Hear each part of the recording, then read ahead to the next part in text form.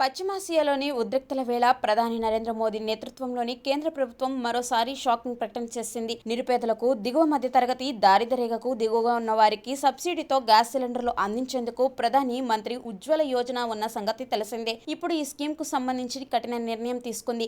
ఉజ్వల పథకం కింద ఇస్తున్నటువంటి సబ్సిడీ గ్యాస్ సిలిండర్ల సంఖ్యను కుదించింది. అంతకుముందు వరకు ఏడాదికి 9 గ్యాస్ సిలిండర్ల వరకు రాయితీ ఇచ్చేది కేంద్రం. దీనిని ఇప్పుడు ఏకంగా 4 సిలిండర్లకే పరిమితం చేసింది. స్కీమ్ ప్రారంభంలో ఇంకా ఏడాది 12 సిలిండర్లపై సబ్సిడీ ఇచ్చేవారు. తరువాత దానిని 9కి తగ్గించగా ఇప్పుడు దాంట్లో సగానికి కుదించి 4 పరిమితం చేసింది. అయితే ప్రస్తుత పశ్చిమాసియా పరిస్థితులను దృష్టిలో ఉంచుకొని కుటుంబ సగటు వినియోగానికి అనుగుణంగానే మార్పులు చేసినట్లు పెట్రోలియం శాఖ అదనపు కార్యదర్శి ప్రవీణ్ మల్ వెల్లడించారు. అంతకు ముందు ఒక్కో గ్యాస్ సిలిండర్ పై సబ్సిడీ 200గా ఉండగా 12 సిలిండర్ల వరకు రాయితీ ఇచ్చేదని చెప్పిన ప్రవీణ్ తర్వాత కేంద్రం గ్యాస్ సిలిండర్ సబ్సిడీ 300 రూపాయలకు పెంచిందని గుర్తు చేశారు. ఇతర చాలా దేశాలతో పోలిస్తే భారత్లోనే ఎల్పీజీ గ్యాస్ సిలిండర్ ధర తక్కువగా ఉందని చెప్పిన ఆయన ఒక్కో సిలిండర్ కు ఆయిల్ కంపెనీలు 700 రూపాయల చొప్పున భారాన్ని భరిస్తున్నాయని, అలానే మిడిల్ ఈస్ట్ లో అమెరికా, ఇరాన్, ఇజ్రాయెల్ యుద్ధ నేపథ్యంలో హార్ముజ్ జలసంధిలో చమురు, గ్యాస్ సరఫరా వ్యవస్థ స్తంభించిపోయింది. ఈ క్రమంలోనే కొరత సంక్షోభం నెలకొంది. దీంతో క్రూడాయిల్ ధరలు పెరుగుతుండగా దేశంగా చమురు కంపెనీలు ఆ భారాన్ని భరించలేక ఇటీవల